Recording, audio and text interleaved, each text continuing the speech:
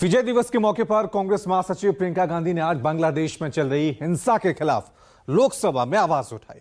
प्रियंका गांधी ने कहा कि 1971 में बांग्लादेश में जो कुछ भी हो रहा था, हमारे बंगाली भाइयों बहनों की आवाज कोई नहीं सुन रहा था। उस समय उन्होंने कहा कि उस समय इंदिरा गांधी देश की प्रधानमंत्री थी और कठिन परिस्थितियों में उनके साहस से देश विजयी हुआ। जिन सेनाओं ने हमारे लिए लड़ाई लड़ी, सबको सबसे पहले मैं नमन करना चाहती हूँ।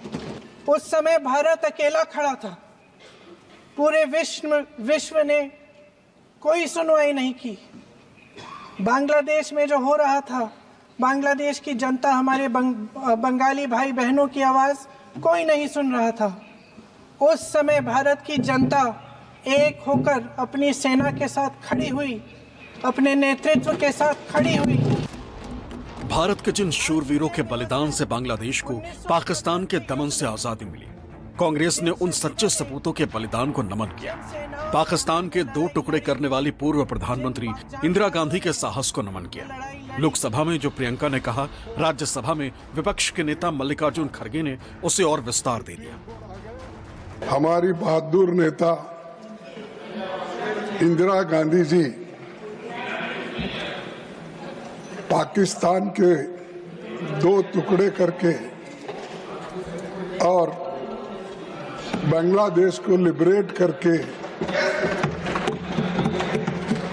और 1 लाख लोग, 1 लाख पाकिस्तानी सैनिकों को बंदी कराकर इस देश को बचाया। शहीदों को नमन करने के बाद प्रियंका गांधी बांग्लादेश की मौजूदा हालात पर चर्चा चाहती थी। सवाल ये कि बांग्लादेश में रह रहे हिंदुओं की सुरक्षा कैसे सुनिश्चित होगी। सवाल ये भी कि बांग्लादेश की सेना मुख्यालय से पाकिस्तान द्वारा भारत के सामने आत्मसमर्पण करने की तस्वीरें कैसे हटा दी गई, और क्या भारत को इस मुद्दे पर बांग्लादेश की हुकूमत से संवाद नहीं करना चाहिए। लेकिन प्रियंका की ये बातें सदन में पूरी नहीं हो सकी और नाराज कांग्रेसियों ने सदन से वॉकआउट कर दिया। बांग्लादेश में आज अत्याचार हो रहा है हिंदुओं के खिलाफ, ईसाइयों के खिलाफ, अल्पसंख्यकों के खिलाफ। मैं सिर्फ ये कहना चाह रही थी कि हमारी सरकार आवाज़ उठाए, बांग्लादेश की सरकार से बात करे और उनको सुरक्षित रखने का काम करे। सबसे पहला मुद्दा ये था। दूसरा मुद्दा ये था कि आज सेना के हेडक्वार्टर से आज के दिन आप वो तस्वीर उतार रहे हैं जो वहाँ पे इतने समय से टंगी हुई है, जिसमें पाकिस्तान की सेना आत्मसमर्पण कर रही है भारतीय सेना के सामने। ऐसा एक माहौल था कि एक साजिश नहीं बोलना चाहूँगा, ऐसा लग रहा था कि प्रियंका गांधी जी को अपनी बात उठाने से उनको वो मौका छीनने का ऐसा एक माहौल बन रहा था। जब हमने दबाव डाला तब जाके प्रियंका जी को अपनी बात रखने का अवसर मिला। हमें पता नहीं क्यों ना सरकार के तरफ से उन्होंने कोई जिम्मेवारी ली इस विजय दिवस को याद करने के लिए। Our leader Priyanka Gandhi ji was not allowed to raise the Vijay Divas issue, and the issue related to the photograph portrait in the army chief's lounge being removed, and her speech was interrupted and her speech was cut down also. We to condemn that incident, the India Alliance partners walked out. Priyanka Gandhi को अपनी बात पूरी क्यों नहीं करने दी गई? सत्ता पक्ष ने विजय दिवस पर शहीदों को नमन क्यों नहीं किया? कांग्रेसियों के इन सवालों का बीजेपी ने कोई सीधा जवाब नहीं दिया।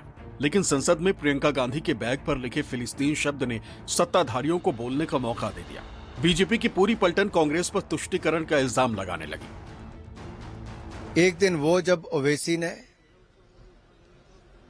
जय फिलिस्तीन के नारा लगाया, और आज का दिन वो जब प्रियंका गांधी जी पैलेस्टीन का बैग लेकर आती है।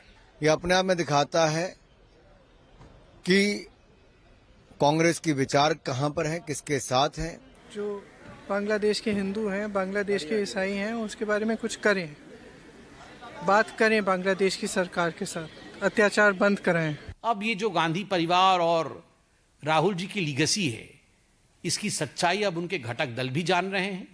जिन्होंने अंग्रेजों की मुखबिरी की, वो लोग जो अंग्रेजों की फौज में भर्ती होने का पत्र लिख रहे थे, उन्हीं संगठनों की आज ये राजनीतिक दल भाजपा संसद में